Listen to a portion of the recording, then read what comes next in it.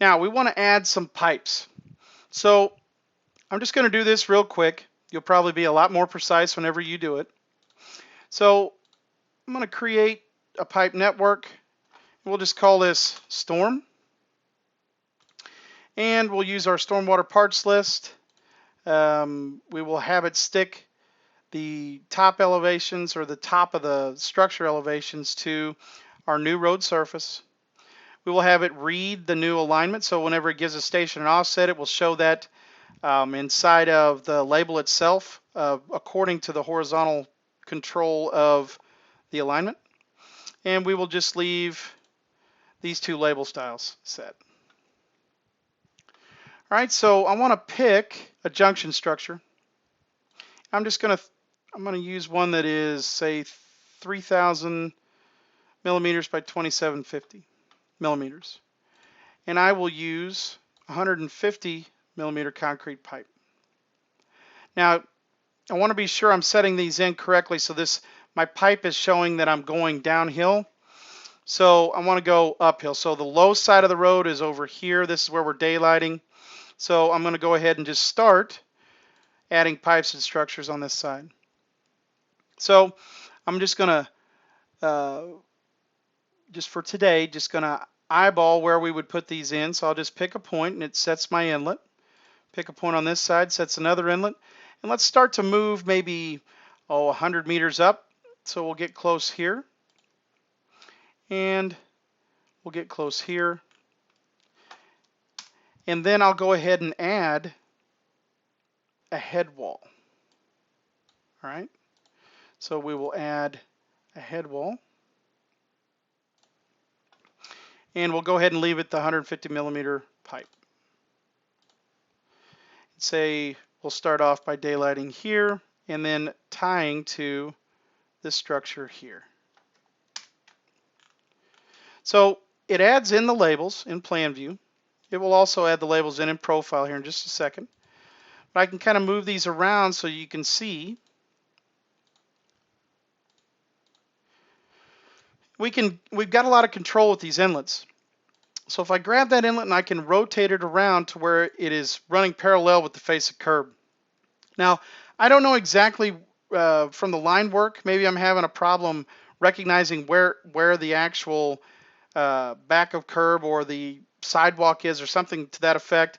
I can actually go in and select my corridor and go to my corridor properties, and I can change code set styles so that it will read my line work the way I want. So the actual line work itself, how I want it to be represented in my plan set, will show up correctly. I can hit apply and OK. So then I've got hatching to represent the different features. So my sidewalk, my curb, my pavement, and you have full control of this. You can build this as a style and everybody would be able to use it. So now I can actually see, if I can grab that and move it down. So first things first, this particular pipe here, let me move this label off. There's 15.2 meters of pipe between these two structures. If I grab this structure and move it to where it's represented correctly at the back of curb, there's a finer way of doing this, but we're just going to grip at it for today. All these labels update. So now there's 17 meters of pipe. Same thing if I move this structure to the other side of the road, or actually just keep grip editing, my distances all update. I can go down and I can change how my head wall is being shown. So I can make it perpendicular to the pipe itself. And I'm ready to now throw this information into the profile view.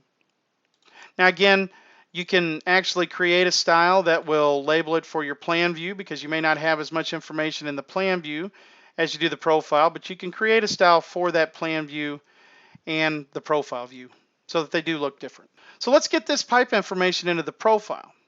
So if I select one of the pipes and one of the structures, all right, so we're going to start to make design decisions on whether we've got these actually located correctly along our roadway, So we're going to want to be able to see this in profile view. So I'm going to, once I've selected a pipe and a structure, I'm going to tell it to select similar, and it'll pick all of those pipes and structures. And then I'll tell it to draw the parts in profile view. I'll move over to my profile view and I'll select the grid, and there are the structures. And notice that it does, the profile is again dynamic. So if the datum is not set correctly to where it can actually show this information, this pipe information, it will adjust the profile up so that you can see it. Now, I can label these pipes, but what I really want you to see, and again, this shows the dynamic functionality of Civil 3D, and this is key. What if I have these put into profile view and they move? I'm going to split my screen one more time, and I'll zoom back in on this side so that you can see. And I'm going to zoom into the plan view where I've got my pipe shown. So I'm thinking that I can actually move this pipe further down the road so that, because it'll be able to collect the water because our road's so flat. So I'm going to grab that inlet and I'm going to move it down the road. Notice that it updates the profile. Now, let's take it one step further. I want these pipes to my cross sections. So let's do just that. Let's go to our sample line collection group and let's tell it that we want to sample more sources. So now we've got our storm pipes. We can just add those to the sections. Let it go ahead and populate here. Now once those are added, remember our stationing was at about 0 plus 400. If I look at that cross-section view for 0 plus 400, there's my pipe in my section view. Now, let's look back at our plan view about the stationing range that we're at, and we go all the way back to 0 plus 300. Now, if I look at my section view for 0 plus 300, and again, this is showing dynamic functionality. Right now I see a pipe. Why do I see a pipe? Because that's crossing my sample line.